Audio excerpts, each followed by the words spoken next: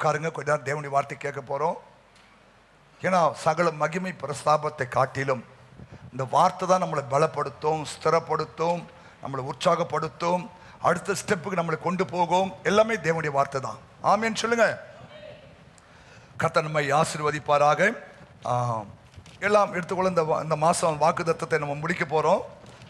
கடைசியாக கர்த்தர் நம்மோடு இந்த வார்த்தை கொண்டு பேசுகிற ஒரு வார்த்தையை நம்ம பார்க்க போகிறோம். எல்லாருமா வேதத்தை எடுத்து எபிரேயர் எழுதின புஸ்தகம் 13ஆம் அதிகாரம் 5-6 வசனங்களை நம்ம வாசிக்க போகிறோம். நீங்கள் பண ஆசை இல்லாதவர்களாய் நடந்து உங்களுக்கு இருக்கிறவைகள் போதும் என்று எண்ணுங்கள். நான் உன்னை விட்டு விலகுவதும் இல்லை, உன்னை கைவிடுவதும் இல்லை என்று அவர் சொல்லி இருக்கிறாரே. அதனாலே நாம் தைரியம் கொண்டு கர்த்தர் எனக்கு சகாயர், நான் பயப்படேன், மனுஷன் எனக்கு என்ன செய்வான் என்று சொல்லலாமே. இந்த மாசம் வாக்குத்தத்தமே நமக்கு கர்த்தர் எனக்கு சகாயர், நான் பயப்படேன், மனுஷன் எனக்கு என்ன செய்வான் என்ற ஒரு நல்ல ஒரு வார்த்தையை தேவன் நமக்கு கொடுத்தார். இந்த மாதம் முழுவதும் இந்த வார்த்தையின்படியே தேவன் நமக்கு சகாயராக இருந்து நடத்தி கொண்டிருக்கிறார். உண்மைதானே? இந்த மாசம் மாத்திரம் இல்லை, அடுத்த மாசமும் அவர் உனக்கு சகாயர். அதுக்கு அடுத்த மாசம் உனக்கு சகாயர். நீ விசுவாசித்தால் 12 மாசமும் அவர் உனக்கு சகாயராகவே இருப்பார். நல்ல கையத்தை ஸ்தோத்திரம் பண்ணுங்க. 12 மாசமும் அவர் உனக்கு சகாயராக இருப்பார், உனக்கு நல்லவராக இருப்பார், உனக்கு ஆண்டவராக இருப்பார், உன் தேவையை சந்திக்கிறவராய், உனக்கு உதவி செய்கிறவராய் என் ஆண்டவர் இருப்பார். ஆமேன் சொல்லுங்களேன். எதுவே நம்புறீங்க? இதெல்லாம் இன்னைக்கு இதே தலைப்புல ஆண்டவர் நமக்கு சகாயராய் இருக்கணும்னா இன்னொரு காரியம் சொல்றாரு. அடுத்த 17ஆம் அடுத்த வசனம், தேவ வசனத்தை உங்களுக்கு போதித்து, தேவனுடைய வசனத்தை உங்களுக்கு போதித்து உங்களை நடத்தினவர்களை நீங்கள் நினைத்து அவர்களுடைய நடக்கையின் முடிவை நன்றாய் சிந்தித்து அவர்களுடைய விசுவாசத்தை பின்பற்றுங்கள். போதும். இது ஒரு முக்கியமான ஒரு காரியம். இது ஆண்டவர் பாருங்க, ரொம்ப நல்ல தெய்வம்.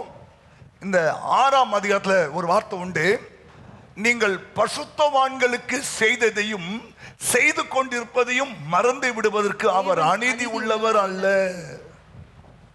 ஆமென் சொல்லுங்களேன். அப்போ கவனிங்க, இவ்வளோ காரியம் சொல்லிட்டு ஒரு வார்த்தை அங்க வைக்கிறாரு, தேவ வசனத்தை உங்களுக்கு போதிக்கிற, தேவ வசனத்தை உங்களுக்கு கற்பித்து கொடுக்கிற, இல்லையா, நடத்தினவர்களை நீங்க என்ன பண்ணக்கூடாது? நினைக்கணும், மறக்க கூடாது. கவனிங்க, நல்ல ஒரு வார்த்தை.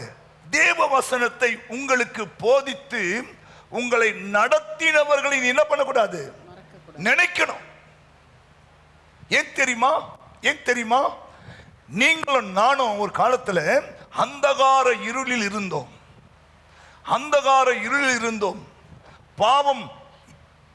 பாவத்திலே வாழ்ந்து கொண்டிருந்தோம்.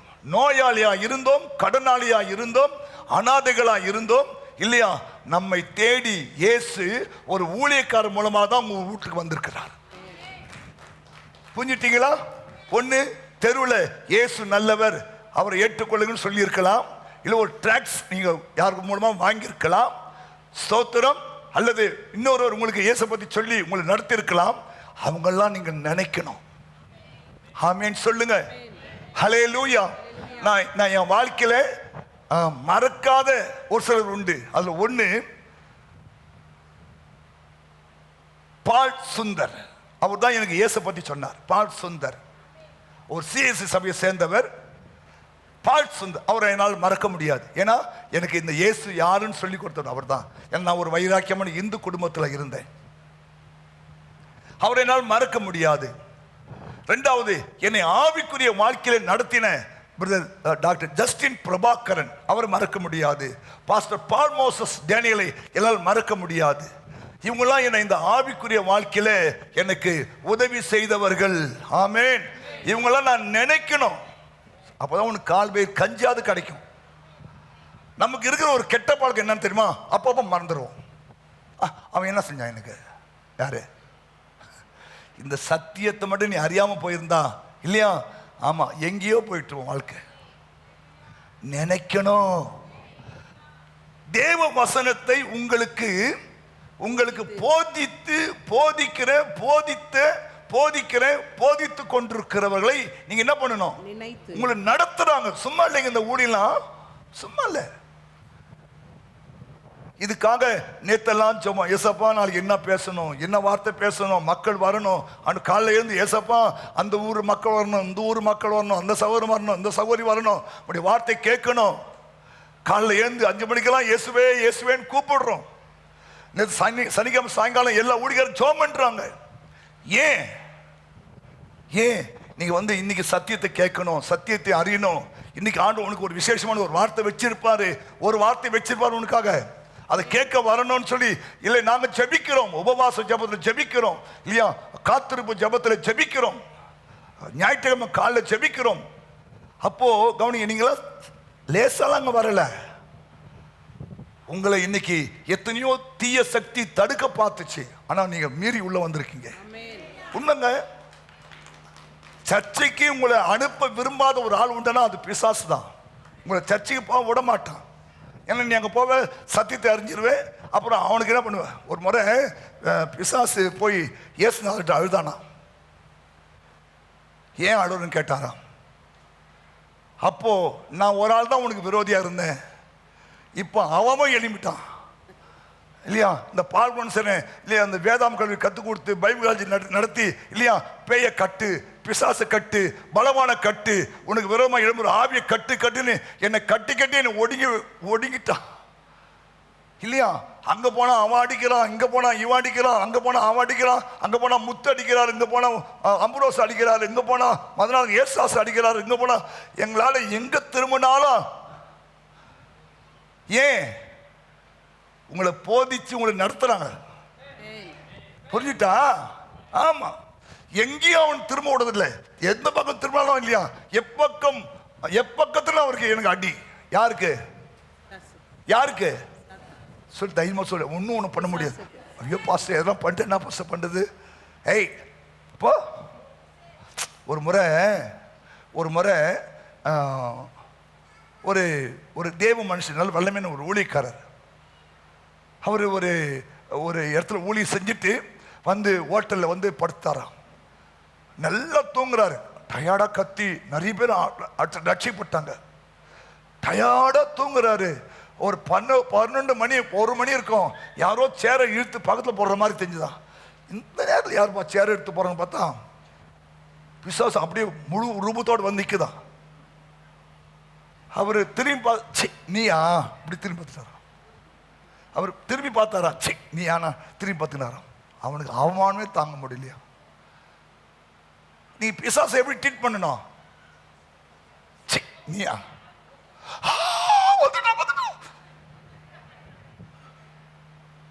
பேய் ஏங்க பின்னாடி வருது. இப்போ நம்ம முன்னாடி போறோம், இருட்டோட ஏன் பின்னாடி பார்க்குறோம்? ஏன் நீ முன்னாடி பார்க்கறது இல்லை? அவன் முன்னாடி வரமாட்டான். ஏன்னா இயேசுராஜா முன்னாடி போறாரு, உனக்கு முன்னாடி வர மாட்டான், பின்னாடி தான் வருவான். அதான் நீ பண்ற. புரிஞ்சுட்டா? அவனுக்கே தெரியுது உன் முன்னாடி வர முடியாதுன்னு. நீ மட்டும் என்ன பண்ண, பின்னாடி பார்த்து போயின்னு. தேவ வசனத்தை உனக்கு போதித்து உன்னை நடத்துறவங்களை என்ன பண்ணணும்? நினைக்கணும். ஏன்னா சும்மா இல்லை. இப்போ நீங்களா இல்லையா, நல்ல ஒரு தொழில் பண்ணுறீங்க, வியாபாரியாக இருக்கீங்க, நீங்கள் ஒரு நல்ல படிச்சிருக்கீங்க, போயின்னு வந்திருக்கீங்க. எங்களுக்கும் அப்படிப்பட்ட கிருபை உண்டு இல்லையா. ஸ்தோத்திரம். நான் ஒரு நேற்று ஜென்ரேட்டர் ரிப்பேர் பண்ண வந்தார் கிர்லோஸ்கர். நானும் சொன்னேன் ஜிபிஎஸ்ல, நானும் கிர்லோஸ்கர் மெக்கானிக்கல் சொன்னேன். கிர்லோஸ்கர் மெக்கானிக்கல் நான் எங்க ஜிபிஎல்டிஎஸ்ல இந்த ஏசுநாதர் கூப்பிட்டான்னு வந்துட்டேன். அங்கதான் பேதர் கேட்கிறாரு, நாங்க எல்லாத்தையும் விட்டுட்டு உங்ககிட்ட வந்துட்டுமே, எனக்கு இது என்ன தருவேன்? நல்ல கேள்வி கேட்டானா இல்லையா? எனக்கு இன்ஸ்டியூட் கிடைச்சிருக்கோம், எனக்கு பென்ஷன் கிடைச்சிருக்கோம், அப்புறம் என்ன வேலை முடிச்சு தரங்க, அது கிராஜுவிட்டி கிடைச்சிருக்கோம், பிஎஃப் கிடைச்சிருக்கோம். இது எல்லாத்தையும் விட்டுட்டு இல்லையா, ஹே ஹே ஹே ஹே ஹே ஹே ஹே உங்களை மேய்க்க வந்திருக்குமே இல்லையா? புரியுதா உங்களுக்கெல்லாம்? பைபிள் சொல்றாரு. உனக்காக நான் மரிச்சேன், நீ எனக்காக என்ன செஞ்சேன்னு கேட்டாருன்னா நம்ம என்ன சொல்லுவான்னுட்ட? நான் விரும்பாத ஒன்றுனா பாஸ்டர் வேலை வேணாம் ஆண்டவரே. ஏன்னா எங்க பெரிய பாஸ்டர் பட்ட கஷ்டத்தை என் கண்ணால பார்த்தேன். அதனால எசப்பா, நீ என்னை ரட்சித்தது உண்மையானா, நீ என்னை நேசிக்கிறது உண்மையானா, தயவு செய்து இந்த பாஸ்டர் வேலைக்கு மட்டும் என்னை கூப்பிட்டுறாதீங்க. ஆனா அவர் பாருங்க, அதுக்கு தான் முதல்ல கொண்டு வந்துட்டாரு. மரித்தோர் தங்கள் மரித்தோரை அடக்கம் பண்ணுவார்கள், நீ போய் தேவ ராஜ்யத்துக்கு பிரசங்கம் பண்ணுன்னு. எனக்கு தேவனுடைய வார்த்தை வந்து ஜுரம் வந்துட்டு எனக்கு. ஏன்னா நான் விரும்பாத ஒரு வேலையை நம்ம இயேசுநாதர் என்ன தெரியுமா, நம்ம எதை விரும்புகிறோமோ அது கொடுக்க மாட்டாரு, நம்ம எதை விரும்பலையோ அதை மட்டும் கொடுப்பாரு. நமக்கு ஆப்போசிட்டாவே செய்வாரு. நமக்கு சமயம் ஏசப்பா கோவம் வரும், ஆனா அதான் தேவ சித்தம், அதான் தேவ சித்தம். எத்தனை பேருக்கு நீங்க விரும்பின மாதிரி மாப்பிள்ளை கிடைச்சது இல்லையா? எனக்கு எந்த விதத்திலுமே நோ ஷூட் பட் இதுதான் அவர் செய்யற வேலை. நீங்க விரும்பாத ஒன்று தான் கொடுத்துருக்கிறாரு. நீங்க முறைந்து பார்த்தா தெரியுது. ஆமா, எப்படி நீங்க திருரசமா சொல்றீங்க பாஸ்டர்? நான் விரும்பவே இல்லை பாஸ்டர். நான் விரும்புதுன்னா இல்லையா, இப்படி இருக்கணும், அப்படி இருக்கணும், இப்படி இருக்கணும், இப்படி இருக்கணும் இல்லையா, முடி ஹேர் ஸ்டைல் நல்லா இருக்கணும் பார்த்தா சொட்டையை வந்து மாட்டான் பாஸ்டர். சோ நான் விரும்பல, ஆனா ஆண்டு கொண்டு வந்துட்டார். புரியுதா? அப்போ உங்களை போலவே எல்லாவற்றையும் அனுபவிக்கிற கிருபைகளை தேவன் கொடுத்தார். படிப்பு தான் கொடுக்கலை தவிர மற்ற எல்லா கிருபையும் கொடுத்தார் ஆண்டவர். ஆமென், ஹல்லேலூயா. அப்போ கவனிங்க, அவங்களுக்கு என்ன பண்ணணுமா, நினைக்கணும். திட்டுறாங்களா, ஓகே, நோ ப்ராப்ளம். உங்களை அவமானப்படுத்தினாங்களா, நம்ம பாஸ் தானப்பா, என்னை நடத்தினவர், என்னை போதிச்சு நடத்தினவர், எனக்கு வசனம் சொல்லி கொடுத்தவர் இல்லையா. இன்னைக்கு நீ சூப்பர் ஸ்டாரா இருக்கலாம், ஆனா உனக்கு வசனம் சொல்லி கொடுத்தவர் நடத்தினார் இல்லையா, அவங்களை நினைக்கணும். ஆமென் சொல்லுங்களேன். ஹல்லேலூயா. வாசிக்கலாம் ஒரு வசனத்தை. அதே வசனம் 17 உங்களை நடத்துகிறவர்கள் உங்கள் ஆத்துமாக்களுக்காக ஏன் நம்ம அவங்க நினைக்கணும்? அவங்க தான் உங்க ஆத்துமாக்களுக்கு உத்தரவாதம் பண்றவங்க. வேற யாரும் உனக்கு உத்தரவாதம் பண்ண மாட்டான். ஒவ்வொரு நாளும் இயேசப்பா சர்ச்சை வர எல்லா குடும்பங்களையும் நான் நினைக்கிறேன் ஆண்டவரே. இந்த பக்கம் கல்பாக்கத்திலிருந்து ஆவலூர் வரைக்கும், கூடுவாஞ்சேரி, கீழ்வட்டிவாக்கம், கல்யாமுண்டி, வசந்தவாடி, திருமணி, எடையூர், செங்கப்பட்டு, சுற்றுப்புற கிராமங்கள், நகராட்சி ஆண்டவரே, இங்கெல்லாம் நீ கொடுத்த விசுவாச குடும்பத்துக்காய் ஸ்தோத்திரம். அவங்களை ஆசீர்வதிங்க, பலப்படுத்துங்க, நல்ல சுகபல ஜீவனை கொடுங்க, தேவை சந்திங்க, குறைவை நிறைவாக்குங்க. உத்தரவாதம் செய்கிறோம். உனக்கு யார் உத்தரவாதம் செய்ய? உன் புருஷன் உனக்கு உத்தரவாதம் பண்ணுவானா? உன் மனைவி உனக்கு உத்தரவாதம் பண்ணுவாளா? உன் பிள்ளைங்க உனக்கு உத்தரவாதம் ஜெபம் பண்ணுவாங்களா? இல்ல. உன்னை தேவ வசனத்தை போதித்து உன்னை நடத்தனவங்க தான் உனக்கு உத்தரவாதம் பண்ணுவாங்க. ஏமா பண்ணுவார் கோயிலுக்கு வரல, ஏமா லேட்டா வர, ஏமா நீ இல்லையா, இப்படிலாம் கேட்கறதுக்கு ஒரு ஆள் உண்டு இல்லையா? உனக்கு உத்தரவாதம் பண்றாங்க இல்லையா? அவங்க நீ என்ன பண்ணணும்? நினைக்கணும். சொல்றாரு, உங்கள் ஆத்துமாக்களுக்காக உத்தரவாதம் பண்ணுகிறவர்களாய் விழித்திருக்கிறார்கள். நானே என் பொண்டாட்டி பேசணும்னா இல்லையா, சொந்த கதை சோகத்தை பேச மாட்டோம். அந்த சிஸ்டர் வரலையே போன வாரம் கோயிலுக்கு, அந்த பிரதர் போன வாரம் வரலையே கோயிலுக்கு, எந்த பொண்ணை காணாம போன வாரம் கோயிலுக்கு, இதுதான் பேசுவோம் தவிர இல்லையா, நீ எங்க சொந்த கதை சோகதை அவ்வளவு பேச மாட்டோம். ஏன்? உங்களை நம்பி ஆண்டு எங்களுக்கு உத்தரவாதம் பண்ணியிருக்கிறார். இல்ல ஆண்டு உங்களை வேற ஏதோ சர்ச்சை அமைச்சு விட்டுருப்பாரு. ஏன் இந்த சர்ச்சை அமைச்சா தெரியுமா? உங்களுக்கு உத்தரவாதம் பண்ணுகிற ஒரு மனுஷன் அங்க இருக்கிறான். போ, உனக்காய் இரவும் பகலும் ஜெபிக்கிற ஒரு உத்தரவாதி இருக்கிறான்.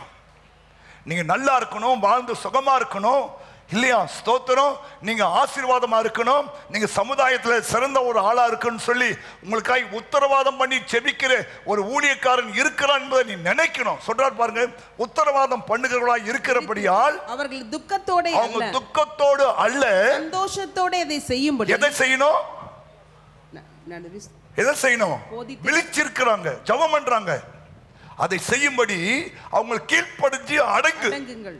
அவங்க துக்கத்தோடு அப்படி செய்தால் அது உங்களுக்கு பிரயோஜனமா இருக்காது. புரியுதா? புரியுதா?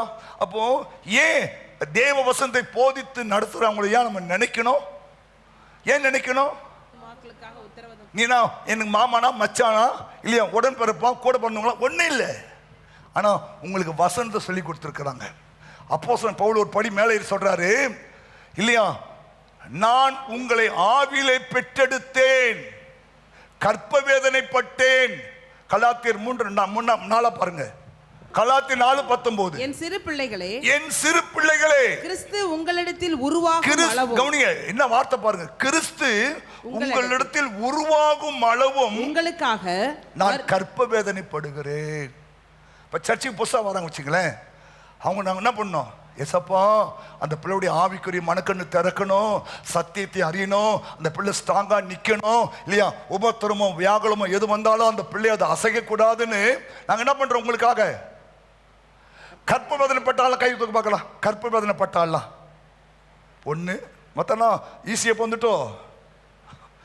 கற்ப வேதனை பட்டுக்கிறோம் பாஸ்டர் தான் கை வைத்து, நல்ல கை வைத்து ஆண்டு பார்க்கட்டும். எப்படி லேசா இருந்தா ஈஸியா இருந்தா? நரக வேதனை பாஸ்டர், அந்த அளவுக்கு ஊழியக்காரன் கற்ப வேதனைப்படுறானா தெரியுமா உங்களுக்குலாம்?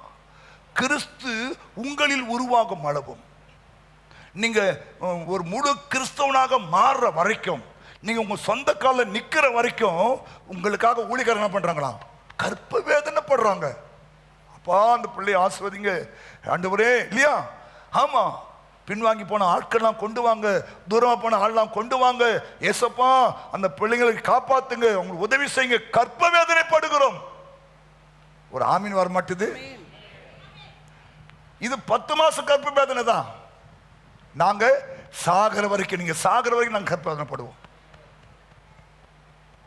புரியுதா? அதனால நினைக்க சொல்றாரு, இது 10 மாசம் தான்.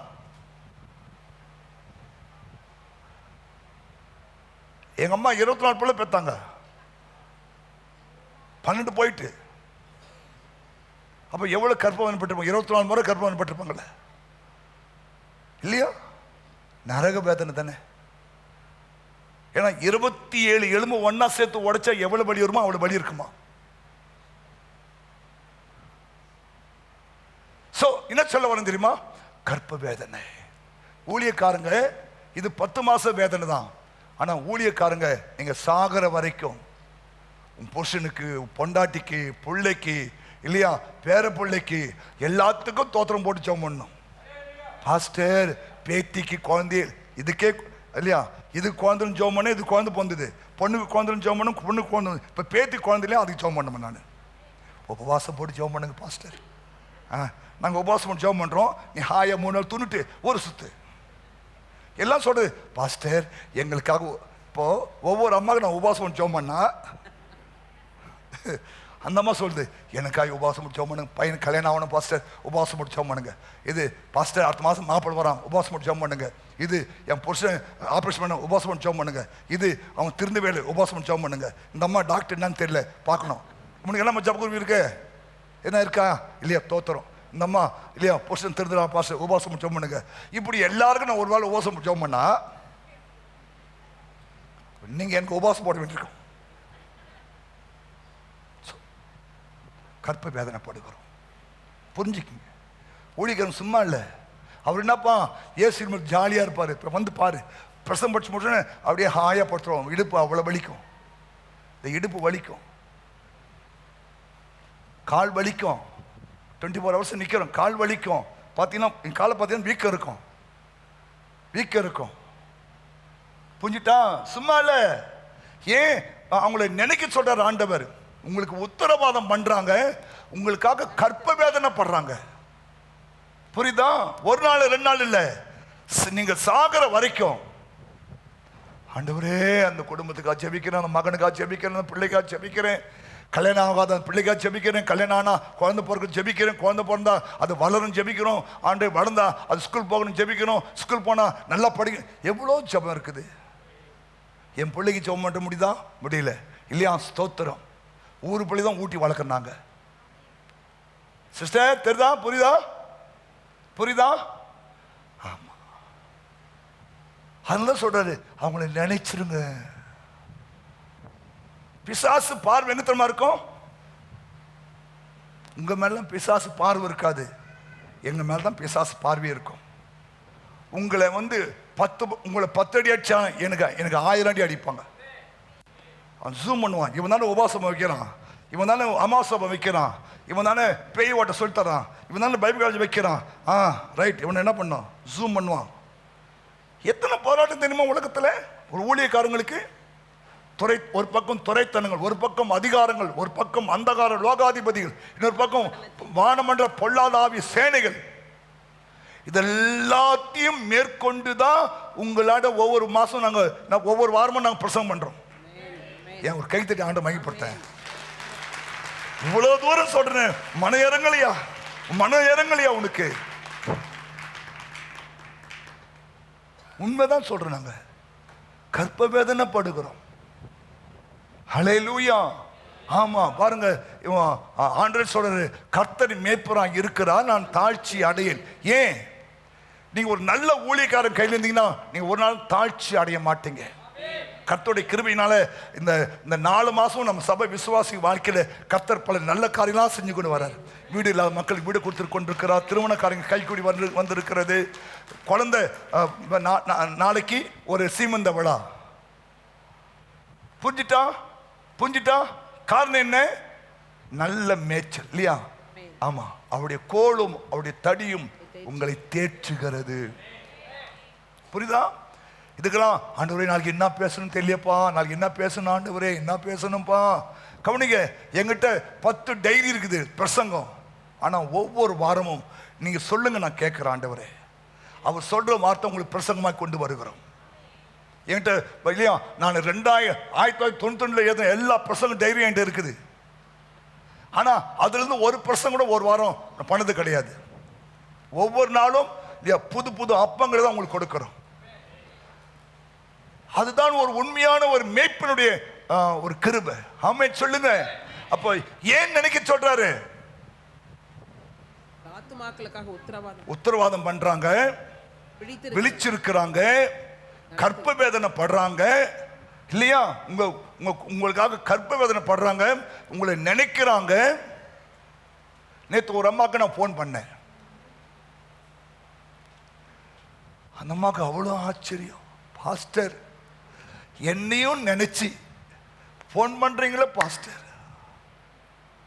ஒரு ஆளுக்கிட்ட போன் பண்ண, யாரே? டேய், நான் தான்டா உன் பாஸ்டர். யாரே? எந்த பாஸ்டர்? டேய், மெய்ப்பண்டா. பாஸ்டர், சாரி பாஸ்டர், முதல்ல எனக்கு போன் பண்றீங்களா? அதனால தெரியல பாஸ்டர், சர்ச்சில் பார்ப்பேன், பேசுவேன். இப்போ நீங்க போன் பண்ணும்போது எனக்கு விளங்கல pastor. Sorry pastor, sorry pastor, sorry pastor, sorry pastor. என்ன சொல்ல வரேன்னு தெரியுமா? இது வரைக்கும் நான் உங்களை நேரடி தான் பார்த்து பேசினேன். போன்ல நான் பேசுற பாஸ்டர், உங்க குரல் எனக்கு கேட்கல பாஸ்டர். என்ன சொல்றேன்னா இல்லையா, நிறைய பேர் சொல்லுவாங்க, தெய்வம் மாதிரி கரெக்டா போன் பண்றீங்க பாஸ்டர். ஹல்லேலூயா. பாருங்க, ஆவியானவர் டக்குன்னு ஒரு ஏவுதல் கொடுப்பாரு. இப்போ ஃபோன் பண்ணு, அந்த நேரம் அவங்க ஏதோ ஒரு இக்கட்டில் இருப்பாங்க, டக்குன்னு உங்களுக்கு ஃபோன் போவோம், பாஸ்டர் தோத்துறோம். அந்த காரியம் சக்சஸ் ஆகும் பாருங்க. எப்படியோ தெய்வத்தினுடைய அனுக்கிரகம். இப்போ இதெல்லாம் அவங்க செய்யறாங்க, தம் குடும்பத்தை மறந்து இல்லையா. உங்களுக்கு லீவ் இருக்கு, எங்களுக்கு லீவே கிடையாது. 24 hours 24/7. ஆனால் நாங்களே என்ன பண்றோம், லீவ் போட்டுறோம். 5ஆம் தேதியிலிருந்து 31ஆம் தேதி வரைக்கும் pastor out of area. Calendar பாருங்க, போட்டிருப்போம். ஏன்? நாங்களே வாலண்டியா லீவ் விட்டுனால ஒழிய இல்லையா, மற்றபடி இல்லையா, நான் உங்களோடு சுற்றி ஓடி வருவேன். இதுக்கு மனசாட்சி கிடையாது. பாஸ்டர், நீங்கள் மே மாதம் ஃபுல்லாக லீவ் எடுத்துங்க பாஸ்டர். மே மாதம் தான் பிள்ளைக்கு லீவ் விட்டாங்க, பொண்ணுக்கு லீவ் விட்டாங்க, அவங்க லீவ் விட்டாங்க, இந்த விழா வைக்கணும், அந்த விழா வைக்கணும், அந்த விழா வைக்கணும். அப்போ தான் மாமா வருவான், மச்சான் வருவான், ஞாயிற்றுக்கிழமை சனிக்கிழமை ஏசு ரத்தம் ஜெயம். மனசாட்சி இல்லையா உனக்கு? ஒரு நாள் லீவ் விட மாட்டியா? சோ புரிஞ்சுக்குங்க, ஏன் ஆண்டவர் தேவ வசனத்தை உங்களுக்கு போதித்து உங்களை நடத்தணும் ஏன் நினைக்க சொல்றாரு? அவங்க இவ்வளோ தூரம் கஷ்டப்படுறாங்க. நீ நினைக்கிற பாஸ்டர் ஹாயா தூங்குவாரு இல்லையா, பாஸ்டர் ஹாயா ஏசியில் உட்கார்ந்துருப்பார். இல்லை, அங்கே உட்கார்ந்துருந்தா கூட தோத்துறப்பா தோத்துறப்பா தோத்துறப்பா தோத்துறப்பா தோத்துறப்பா தோத்துறப்பா தோத்துறப்பா. அன்றைக்கி அந்த சௌகரி காணும், இந்த சௌகரி காணும், இந்த ஆளை காணும், இந்த ஆளை காணும், இந்த பையனை காணும், இந்த பொண்ணை காணும் இல்லையா, இப்படியே உள்ள ஓடி இருக்கும். ஆனால் தோத்திரம் மட்டும் மேலே போயின்னு இருக்கும். புரியுதா? அவங்க தாங்க ஊழியக்காரர்கள், அவங்க தான் ஊழியக்காரங்க. உங்களை நினைக்கிறாங்க இல்லையா, நீ யாரோ நான் யாரோ, ஆனா தேவன் உங்களை என்னையும் இல்லையா இந்த ஊழியமா இணைச்சிட்டு இருக்காரு. புரியுதா இல்லையா? ஆமென் சொல்லுங்க, ஆமென் சொல்லுங்க. ஹல்லேலூயா, ஸ்தோத்திரம் ஸ்தோத்திரம். எபிரேயர் 7:25 சொல்றாரு, உங்களுக்காக பாருங்க, தம்மிடத்திலே சேர்ந்தவர்களுக்காக இயேசு செய்யும்படிக்கு தமது மூலமாய் தேவனிடத்தில் சேர்கிறவர்களுக்காக. அப்ப நீங்க இந்த சர்ச்சை மூலமா தேவனோடு சேர்ந்திருக்கீங்களே, இந்த சர்ச்சை மூலமா தேவனோடு சேர்ந்திருக்கீங்களே, உங்களுக்காக இயேசு வேண்டுதல் செய்யறதுக்கு அவர் உயிரோடு இருக்கிற மாதிரி நாங்களும் வேண்டுதல் செய்ய உயிரோடு இருக்கிறோம். புரியுதா உங்களுக்கு? இந்த சர்ச்சை மூலமா நீங்க தேவனோடு சேர்ந்திருக்கீங்க. அப்போ உங்களுக்காக நாங்க என்ன பண்றோம்? வேண்டுதல் செய்கிறோம். ஒரு ஆமேன் சொல்ல வாய் வரமாட்டுத, வாய் வரமாட்டுத. உங்களுக்காக வேண்டுதல் செய்கிறோம். அப்பா அப்பா அப்பா, அவங்களை அந்த வியாதி விடுதலையாக்குங்கப்பா, அந்த கஷ்டத்தை தூக்கி எடுங்கப்பா, சுகம் தாங்க ஆண்டவரே, அற்புதம் செய்யுங்கப்பா. புரியுதா? உங்களுக்காக நாங்கள் வேண்டுதல் செய்கிறோம். அதெல்லாம் நீ நினைக்கணும். புரியுதா? நினைக்கணும். அவங்களுக்காக நீ ஜெபிக்கணும், ஜெபிக்கணும். சரி, ரெண்டாவது வசனம் சொல்லுது, வாசியமா கண்டினியூ பண்ணுங்க. தேவ வசனத்தை உங்களுக்கு நினைத்து அவர்களுடைய நடக்கையின் முடிவை நன்றாய் சிந்திக்கணும். ரெண்டாவது பாருங்க, கவனிங்க, அவங்க நடக்கையை நீங்க என்ன பண்ணணும்? சிந்திக்கணும். நடக்கை என்பது காண்டக்ட் அல்லது நன்னடத்தை. ரெண்டாவது, உங்க ஊழியக்காரருடைய அந்த நன்னடத்தை நீ பார்த்து என்ன பண்ணும்? என்ன பண்ணும்? சிந்தித்து. புரியுதா? கவனிங்க, உலகத்தில் எவ்வளவு ஊழியக்காரர் இருக்கிறாங்க, ஆனா ஒவ்வொரு ஊழியக்காரருடைய அவங்களுடைய நடத்தையை நீங்க என்ன பண்ணணும்? பார்க்கணும். அதனால அடிக்க சொல்லுவேன் இல்லையா, இந்த ஒயிட் அண்ட் ஒயிட் போறோம்னா பாஸ்டர் கிடையாது. புரியுதா? பைபிள் எடுத்தவங்களா பாஸ்டர் இல்லை. அவங்களுடைய நடத்தை நீ பார்க்கணும். நேற்று எங்க பாஸ்டர் சொன்ன, கனிகளினாலே அவங்களை அறிவீர்கள் இல்லையா. ஆட்டுத்தோலை போர்த்து கொண்ட ஓநாய்கள் இன்னைக்கு நிறைய ஊர்ல சுத்துது. நீங்க என்ன பண்ணணும்? அவங்க நடக்கின்ற முடிவை பார்க்கணும். நீங்க ஆமென் சொல்லுங்க. புரிஞ்சுட்டா? எல்லாருமே சேர்க்காத, அவங்களுடைய நன்னடத்தை நீ பார்க்கணும், செக் பண்ணணும்.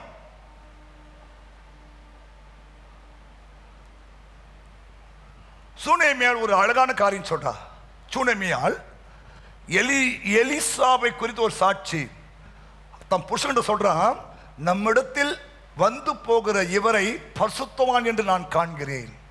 வாசிங்கம்மா, 2 ராஜாக்கள் 4ஆம் அதிகாரத்தில் சூனேமியா சொல்றாங்க, நம்ம இடத்துல வந்து போகிற இவரை நான் பரிசுத்தவான் என்று நன்னடத்தை. அவள் தன் புருஷனை நோக்கி இதோ நம்மிடத்தில் எப்போதும் வந்து போகிற தேவனுடைய மனுஷனாகிய இவரை பரிசுத்தவான் என்று காண்கிறேன். ஹல்லேலூயா. பார்க்கணும், உங்க ஊழியக்காரர் எப்படிப்பட்டவர்? அவர் பரிசுத்தவானா இல்லையா? தேவனுடைய மனுஷனா? அவருடைய வாயிலிருந்து வர வார்த்தைகள் தேவனுடைய வார்த்தையா? நம்மளை சரிப்படுத்துற வார்த்தையா? நம்மை கட்டி எழுப்புற வார்த்தையா? அவருடைய நன்னடத்தையை நீங்க பார்க்கணும். ஆமென் சொல்லுங்க. ஹல்லேலூயா. ஆமா, அதான் சொல்றாரு. வாசிப்பா, அந்த வசனத்தை போடுங்க. அவர்களுடைய நடக்கையின் முடிவை போதித்து உங்களை நடத்தினவர்களை நீங்கள் நினைத்து அவர்களுடைய நடக்கையின் முடிவையும் நன்றாய் சிந்திக்கணும். அவங்களுடைய நடக்கை. ஆமென் சொல்லுங்க. வாசிங்க, ஒரு வசனத்தை வாசிக்கலாம். வசனம் 13 முதல் 18 வசனங்கள். அதே 13ஆம் அதிகாரம். ஆகையால் நாம் அவருடைய நிந்தையை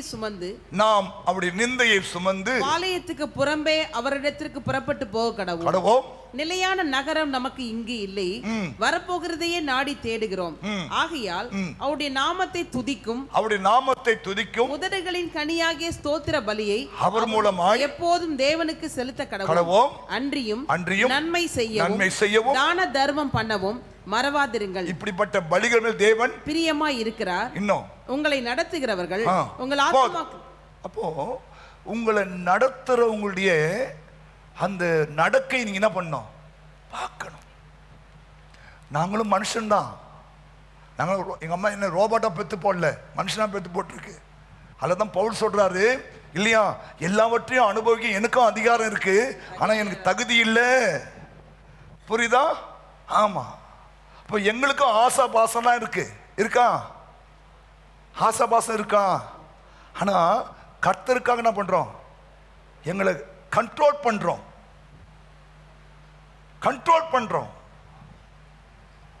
ஏன்னா பைபிள் தன் ஆவியை அடக்காத மனுஷன் மதில் இடிந்த பட்டணம் போல ஆயிடுவான். ஊழியம் கெட்டு போயிடும், சபை கெட்டு போயிடும். அதுக்காக எங்க ஆசை எல்லாம் புதைச்சு மண்ணில் போட்டு புதைச்சிடும். எனக்கு ஆசை இருக்குமா? ஆசை இருக்கா இல்லையா? அவர் அமர் மாதிரி இல்லையா, நல்ல சட்டை போடணும்,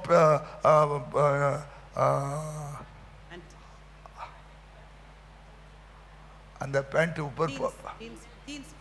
ஜீன்ஸ் பேண்ட் போடணும். ஆசை இருக்கு. ஆனா நம்ம பார்த்து என்ன நினைக்கும்? ஹல்லேலூயா. ஒரு செயின் போட்டுன்னு ஆசை, 10 வரலையும் 10 மோதிரம் போட்டுன்னு ஆசை இருக்கு. ஆனா என் நடக்கையை நீங்கள் சிந்திக்கணும். அதுக்காக என்ன பண்ணா வேண்டாப்பா. பவுல் மாதிரி கர்த்தரை அறிகிற அறிவின் மேன்மைக்காக எல்லாவற்றையும் நஷ்டமும் குப்பையுமாக எண்ணி இல்லையா. ஆமா, தோத்தரும்.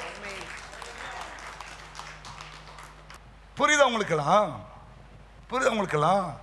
ஏன் தேவ வசந்த போதிச்சு நடத்தணும் ஏன் நினைக்க சொல்றேன்னா, பாருங்க, அவருக்காக என்ன பண்றாங்க, சிலர் வெறுக்கிறாங்க. பவுல் சொல்றாரு, 2 பிரமாணம் என் கூட போராடுது, ஒன்று பாவ பிரமாணம், ஒன்று ஆவிக்குரிய பிரமாணம். இல்லையா? நான் ஒரு நிர்பந்தமான மனுஷன், என்னை யார் இந்த பாவ சரிதை விடுதலையாக்க முடியும்? அவ்வளவு பெரிய தேவ மனுஷன் இல்லையா. 2 பிரமாணம் போராடுது. உங்களுக்குள்ள 2 பிரமாணம் போராடும். ஒன்று பாவ பிரமாணம், இன்னொன்று ஆவிக்குரிய பிரமாணம். பாவ பிரமாணம் செய்யணும், வேண்டாம், தப்பு செய்யக்கூடாது, இது சொல்லும், செய். இதுல இருந்தால் தடுமாற்றம் பாருங்க. நிறைய பேர் தடுமாற்றம் வந்து பாருங்க. ஏன்னா 2 பிரமாணம் போராடினே இருக்க சாகர வரைக்கும். ஆனா பைபிள் சொல்லுது, நீங்க பிரசங்கி வாசிங்க பார்க்கலாம். பிரசங்கி 8ஆம் அதிகாரம். தேவனுக்கு அஞ்சி, நேற்று வாசித்தமில்ல, தேவனுக்கு அஞ்சி துர்க்கிரிக்கு ஏற்ற தண்டனை சீக்கிரமாய் நடக்காதபடினாலே புத்திரன் இருதயம் பாவம் செய்ய துணிகரம் கொண்டிருக்கிறது. பாவி 100 தரம் பொல்லாப்பை செய்து நீடித்து வாழ்ந்தால் என்ன? தேவனுக்கு அஞ்சி அவருக்கு முன்பாக பயந்திருப்பவர்களே, தேவனுக்கு அஞ்சி அவருக்கு முன்பாக பயந்திருக்கிறவங்களே நல்லா இருப்பாங்க. அதுதான் சொல்றோம். அதுதான் எங்களை காப்பாத்துது. ஆண்டவரே இல்லையா, புரிஞ்சிட்டா? 2 பிரமாணம் போராடுது. ஆனா தேவனுக்கு அஞ்சி இல்லையா, உங்க முகத்தெல்லாம் பார்க்கும்போது எப்படிப்பா இதுங்க நான் பாவம் செய்ய முடியும்ன்ற ஒரு எண்ணம் வந்து அந்த பாவங்களை விட்டு விலகி தேவனுக்கு முன்பாக சாட்சியை வாழறதுக்கு கிருபை செய்கிறது. எங்களுக்கும் தடுமாற்றம் இருக்கு இல்லையா, எங்களுக்கும் போராட்டம் இருக்கு. எங்களோடு கூட சத்துரு போராடும். எங்களையும் வீழ்த்துவதற்கு அவன் என்ன பண்ணுவான், கண்ணிகளை வச்சிருப்பான். ஆனா இம்மட்டும் தெய்வம் கிருபையா காப்பாத்துறார். புரியுதா? ஹல்லேலூயா. புரிஞ்சிட்டீங்களா? அதனால தான் நம்ம அவங்களை நம்ம போல பாடுள்ள மனுஷன் சொல்ற இல்லையா, எலியா என்பவர் என்ன போலவே பாடுள்ள மனுஷனாயிருந்தார். அவருக்கும் எசபேல் மூலமா போராட்டம், மரண தண்டனைகள் இல்லையா, ஆமா, சோர்ந்து போற காரியங்கள். போதும் ஆண்டவரை என்னை எடுத்துக்கோன்னு சொல்ற அளவுக்கு வாழ்க்கையை வெறுத்து போன ஒரு வாழ்க்கை. யாருக்கு? ஊழியக்காரனாகிய எலியாவுக்கு. அப்படிப்பட்ட சூழ்நிலை வந்திருக்கு. எடுத்துக்க ஆண்டவரே, இது மேல போராட முடியல சாமி, இல்லையா, கஷ்டமா இருக்கு இல்ல. ஆனா இது வரைக்கும் அந்த வார்த்தை சொல்ல நாங்க சோத்துறோம். அப்ப அவ்வளவு போராட்டம் இருக்கு ஒரு ஊழியக்காரனுக்கு. ஏன்னா உங்களுக்கு ஒரு குடும்பம் தான் இல்லையா, உங்களுக்கு நீங்க புருஷன் 2 பிள்ளைங்க, அவ்வளவுதான் ஃபினிஷ்டு. ஆனா எங்களுக்கு அப்படி இல்லை, 3000 மக்கள், ஒரு 1500 குடும்பங்கள், நல்லது கெட்டது எல்லாமே. அப்போ எவ்வளவு போராட்டங்கள் வழியா போகிறோம், புரிஞ்சிட்டீங்களா? எலியா பாருங்க, ஒரு எசபேலுக்கு பயந்து போதும் ஆண்டவரே நான் சாகணும், அந்த அளவுக்கு போராட்டம் இருக்கு ஊழியக்காரனுக்கு. புரிஞ்சிட்டீங்களா? புரியுதா? உங்களுக்கு அவ்வளவு போராட்டம் கிடையாது. நீ உங்க கணவர் மனைவி பிள்ளைங்க 4 பேர் தான் போராட்டம். அதுவே உங்களால் சமாளிக்க முடியலன்னு இல்லையா, போன வாரம் குடும்பம் செத்து போய்க்குதுங்க சூசைட் பண்ணி. ஆனா ஒரு ஊழியக்காரனுக்கு இல்லையா, எனக்கு ஒரு குடும்பம் இருக்கு இல்லையா, அதை விட்டுட்டு இல்லையா, எனக்கும் அண்ணன் தம்பி அக்கா தங்கச்சி இருக்கிறாங்க, அதை விட்டுட்டு இல்லையா இவ்வளோ குடும்பங்களுக்காக என்ன பண்ணோம், நாங்கள் திறப்பட நிற்கணும், செபிக்கணும் இல்லையா, கற்ப வேதனை படணும் இல்லையா, உங்களை நடத்தணும், உங்களுக்காக செபிக்கணும், உங்களுக்காக வேத வசனத்தை கொண்டு வரணும், பல ஊழியம் செய்யணும், வீபஸ் 4 நாள் என்ன பண்ணணும், பிள்ளைகளுக்காக செபிக்கணும். போராட்டம் உண்டு. எடுத்துக்கோ எடுத்துக்கோ ஆண்டவரே என்று சொல்ற அளவுக்கு எலியாவுக்கு போராட்டம். கவனிங்க, அப்படிப்பட்ட போராட்டங்கள் எங்களுக்கும் உண்டு. ஆனா என்னை பலப்படுத்துகிற கிறிஸ்துவினாலே எல்லாம் செய்யும். ஒவ்வொரு நாளும் படிக்க விட்டு எழுந்து போதெல்லாம் ஜபத்துக்கு போலாமா வானாமா, 5 மணிக்கு, இன்னைக்கு காலையில் 5 மணிக்கு எழுந்துட்டேன், எழுப்பி விட்டார் அலாரம் அடிச்சுட்டு இல்லையா, ஒரு டயர்ட்னஸ். ஆனா இன்னைக்கு சண்டே போய் ஜபிக்கணும் இல்லையா, ஆண்டவரே என்னை பலப்படுத்துங்கப்பா, பலப்படுத்து. நீங்க நினைக்கிறீங்களா நான் ரொம்ப ஆக்டிவா இருக்குன்னு? இங்க வந்து நின்னாதான் ஒரு பூஸ்ட் கிடைக்கும். இதை விட்டு இறங்கிட்டா மறுபடியும் எங்க கஷ்டம் உங்களுக்கு தெரியாது. நீங்க நாங்கெல்லாம் அப்படி ஜாலியா சுத்துற மாதிரி, அப்படியே பட்டு போட கட்டிக்கின்னு அப்படியே சுத்துற மாதிரி தெரியும், சப்பாரி போட்டு சுத்துற மாதிரி தெரியும். ஆனா உள்ள வழிகள் வேதனைகள்லாம் எங்களுக்கும் தெய்வத்து மாத்திரம்தான் தெரியும். காலை ஏந்து ஜெபம் பண்ண முடியலப்பா, நீ சண்டே சர்வீஸ் இருக்கப்பா, ஜெபம் பண்ணணும்னு சொல்லி இல்லையா, என்னை பலப்படுத்துற கிறிஸ்துவ எல்லாம் செய் பலன் உண்டுன்னு சொல்லி இல்லையா, ஸ்தோத்திரம் அந்த வார்த்தை சொல்லிட்டு போய் ஜெபம் பண்ண ஆரம்பிச்சேன். புரியுதுங்களா? புரியுதா? ஒரு மனுஷன் பொண்டாட்டிப்புல கூட கிடையாது எலியாவுக்கு. அவரே சொல்றாரு, போதும் என்னை எடுத்துடுங்க ஆண்டவரே, இந்த எசபேல் கூட என்னால் போராட முடியல. அவர் ஜெபத்துக்கு முன்னாடி இந்த எசபேல் ஏமாத்துறங்க, நானும் தான் அடிச்சு தூக்கிடுவேன் ஜெபத்தில் தான். அவ அரசி, இஸ்ரவேலின் ஆகாபுடைய மனைவி. ஆனா அது ஒரு ஆவிதான். அது ஒரு ஊழியக்காரன் என்ன பண்ணுது, சாகு நிலைக்கு கொண்டு வந்துட்டு பாருங்க. அப்ப அந்த மாதிரி எத்தனை ஆவி எங்களுக்கு வரும் போலான்னு தெரியுமா? புரியுதா உங்களுக்கு? அதனால தான் நீங்க எனக்கா ஜெபம் பண்ணணும். அப்பா எங்க ஊழியக்காரக்கா செபிக்கிறேன், ஊழியக்கார அம்மாக்கா செபிக்கிறேன், அல்லையா பாஸ்டர் பிள்ளைக்கா செபிக்கிறேன், இந்த ஊழியத்துக்காக செபிக்கிறேன், சபைக்காக செபிக்கிறேன். நீங்க ஒவ்வொரு நாளும் எங்களுக்கு ஜெபத்தை தாங்கணும். பவுல் சொல்றார் பாருங்க, அதே 13ஆம் அதிகாரத்தில், எங்களுக்காய் வேண்டிக் கொள்ளுங்கள், நாங்கள் எல்லா விதத்திலும் யோக்கியமாய் நடக்கணும். வாசிமா, நாங்கள் நல் மனசாட்சி உள்ளவர்களாய் வேண்டிக் கொள்ளுங்கள், எங்களுக்காய் வேண்டிக் கொள்ளுங்கள், நாங்கள் நல் மனசாட்சி உள்ளவர்களாய் எல்லாவற்றிலும் யோக்கியமாய் நடக்க விரும்புகிறோம். நாங்க யோக்கியமா நடக்க விரும்புகிறோம். ஆனா சத்துரு விடுவதில்லை. நீங்க ஜெபம் பண்ணீங்கன்னா கர்த்தர் கிருபை செய்வார்.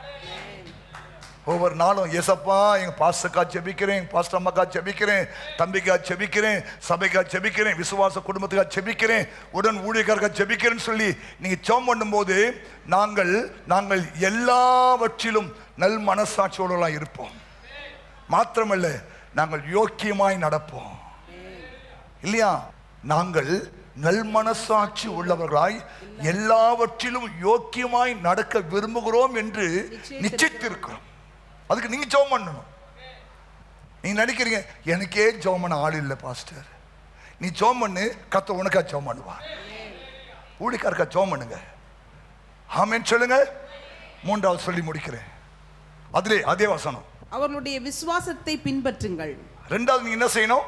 நினைங்கள், சிந்தித்து, நினைங்கள், சிந்தியுங்கள், விசுவாசத்தை பின்பற்றுங்கள். விசுவாசத்தை கவனிங்க. நீங்க யாருடைய விசுவாசத்தை பின்பற்றணும்? அவர்களுடைய ஊழியக்காரர் நடத்தினும் நீங்கள் நினைத்து அவருடைய நடக்கையின் முடிவை நன்றாய் சிந்தித்து அவர்களுடைய விசுவாசத்தை பின்பற்றுங்கள். ஃபாலோ. யாரை ஃபாலோ பண்ணீங்க? யாருடைய விசுவாசம் ஃபாலோ பண்ணணும்? நீங்க போய் இல்லையா அவர் விசுவாசத்தை, உங்களை நடத்துகிறவருடைய விசுவாசம் நீ ஃபாலோ பண்ணணும். எங்க பாஸ்டர் இப்படி ஜெபம் பண்றாரு, எங்க பாஸ்டர் இப்படி நடக்கிறாரு, எங்க பாஸ்டர் இப்படி இடம் வாங்குறாரு, எங்க பாஸ்டர் இப்படி செய்யறாரு, அப்ப எப்படி இப்படி செய்யறாரு இல்லையா? அதுதான் நாங்கள் டைம் கொடுக்குறோம். வந்து கேளுங்க, எப்படி பாஸ்டர் நீங்க எப்படிலாம் செய்றீங்க? என்னால் ஒரு சொட்டு இடம் கூட வாங்க முடியல, ஒரு பிட்டு இடம் கூட வாங்க முடியல இல்லையா? நீங்க ஏக்கர் கணக்கில் வாங்கன்னு போறீங்களே, வாட் இஸ் தி சீக்ரெட்? என்னைக்காவது கேட்டு இருக்கியா? கேளு. அவங்க விசுவாசத்தை நீ ஃபாலோ பண்ணு. புரியுதா? எப்படி பாஸ்டர் நீங்க இப்படி யோசிக்கிறீங்க? ஒரு தம்பி மாதிரி கேட்பான், எப்படி பாஸ்டர் செய்யறீங்க? நீங்க எங்களெல்லாம் பண்ண முடியல பாஸ்டர், நீங்க எப்படி பிளான் பண்றீங்க, எப்படி செய்யறீங்க இல்லையா?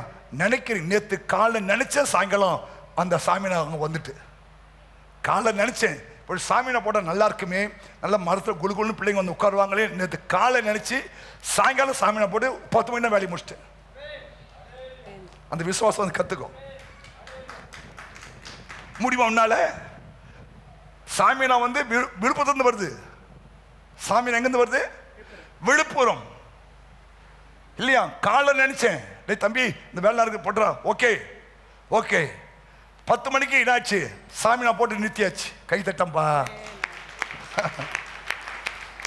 எப்படி நடக்கும் இதெல்லாம்?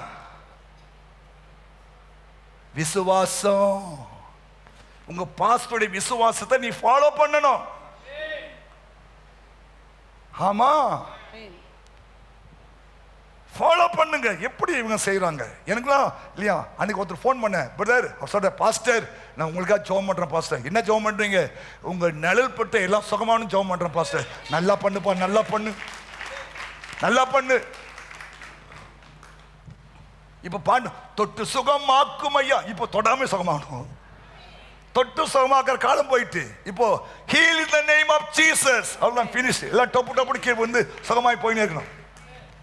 அந்த விசுவாசி நீ வரணும். அவர் தம்முடைய வசனத்தை அனுப்பி குணமாக்கி உன்னை அழிவுக்கு தப்புவிக்கணும் இல்லையா? இப்பெல்லாம் பாஸ்ட் ஒன்று தொடுவார்னு யோசிக்காத. இங்க ஸ்டேஜில் இருந்து இயேசுவின் நாமத்தில் ஜெபிக்கிற ஆண்டவரே ஹீல் ஆகட்டும்னா அந்த கடைசி ஒரு ஆளுக்கு அற்புதம் செய்வார். அது விசுவாசம்.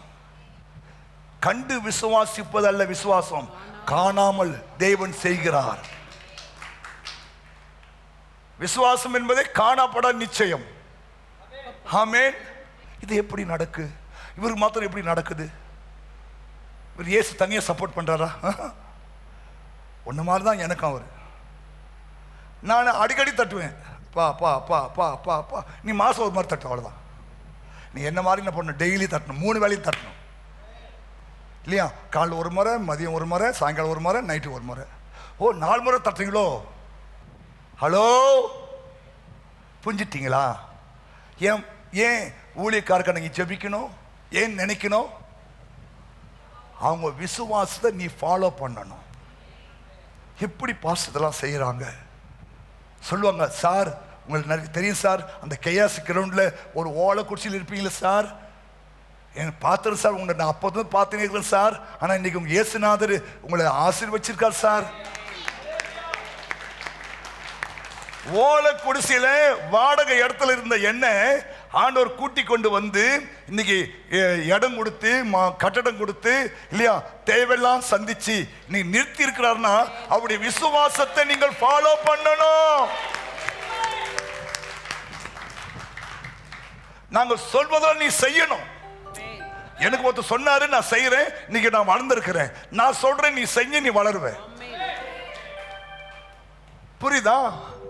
புரியுதா? பாஸ்டர் தயானந்த இறந்துட்டாங்க.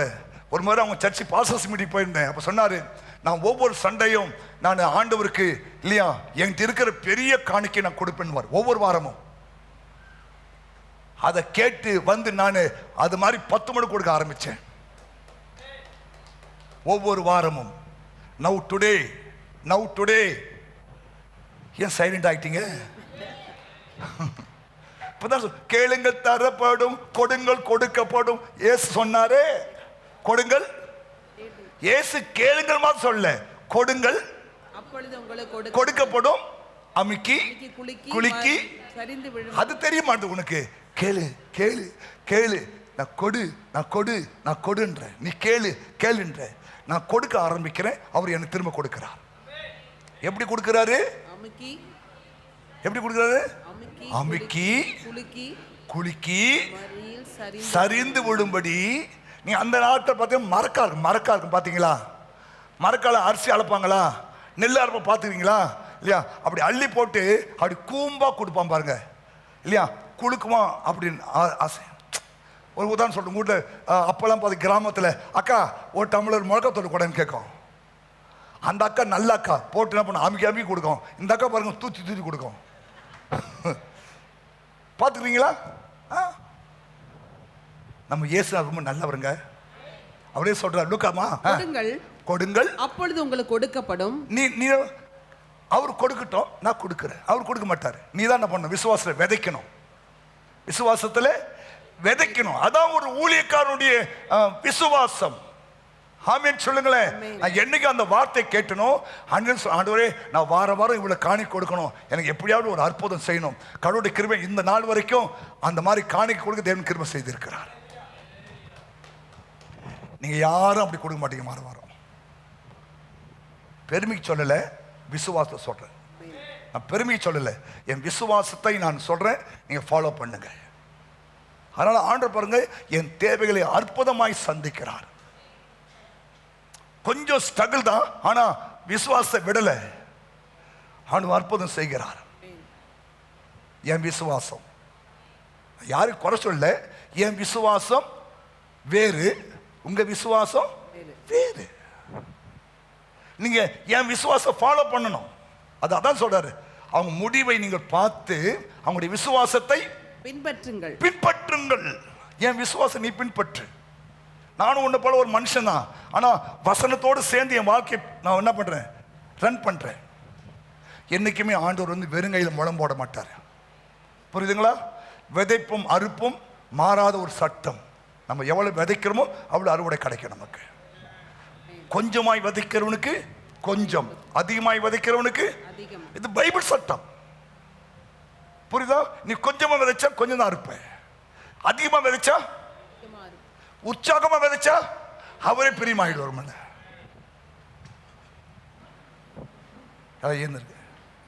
இன்னைக்கு 3 காரியம் நம்ம பார்த்துருக்கிறோம். ஒரே வசனம் தான். நீங்க ஆண்டு உங்களுக்கு சகாயரா இருக்கணும்னா, உங்களுக்கு தேவ வசனத்தை போதித்து உங்களை நடத்தினவரை நீங்க நினைச்சு அவருடைய செய்கையின் முடிவை அறிந்து அவர்களுடைய விசுவாசத்தை என்ன பண்ணுங்க? பின்பற்றுங்கள். புரிஞ்சுட்டீங்களா? உங்களை நடத்துற ஊழியக்காரர், அவங்களுடைய விசுவாசம், அவங்களுடைய தைரியம், தேவன் கொடுத்திருக்கிற ஜெப ஆவி, தேவன் கொடுத்திருக்கிற அந்த அந்த அந்த உயர்ந்த நோக்கம், தேவவசனத்தை உங்களுக்கு போதித்து உங்களை நடத்தின நீங்கள் நினைத்து அவருடைய நடக்கையின் முடிவை நன்றாக சிந்தித்து அவருடைய விசுவாசத்தை பின்பற்று. 3 காரியம் தான். நினைக்கணும், சிந்திக்கணும், பின்பற்றணும்.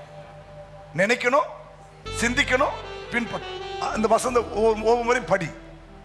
நம்ம அவங்க நினைக்கணும்.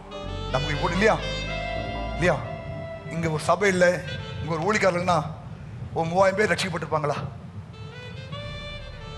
அப்ப நம்ம என்ன பண்ணோம்? அவங்க நினைச்ச ஆண்டவரே அவங்களை ஆசீர்வதிங்க, இன்னும் நல்ல சுகபல ஜீவனை கொடுத்து ஆயுஷ்நாட்டை கூட்டி கொடுங்க இல்லையா? ஆமா ஆமா. அவங்களை நினைச்சு அவங்களுடைய நடக்கையின் முடிவை நன்றாய் சிந்தித்து அவருடைய விசுவாசத்தை நீங்கள் பின்பற்ற வேண்டும், பின்பற்ற வேண்டும், பின்பற்ற வேண்டும்,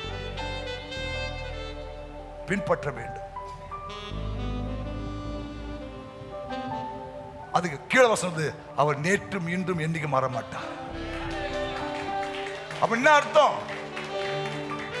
ஒரு ஊழியக்காரனை நினைச்சு அவங்களுடைய விசுவாசத்தை பின்பற்ற மக்களுக்கு தேவன் நேற்றும் இன்றும் என்னைக்கும் மாற மாட்டார். என்னைக்கும் அவர் எலியாவின் தேவனா இருப்பார், எலிசாவின் தேவனா இருப்பார், ஆபிரகாமின் தேவனா இருப்பார், ஈசாக்கின் தேவனா இருப்பார், அவர் யாக்கோபின் தேவனா இருப்பார். அவர் நேற்றும் இன்றும் என்றும் மாறாதவர். புரிஞ்சிட்டீங்களா? கரங்களை உயர்த்தி, கரங்களை உயர்த்தி, கரங்களை உயர்த்துவோம். பிதாவே, உம்முடைய குமாரன் இயேசுவின் நாமத்திலே உமக்கு நன்றி அப்பா.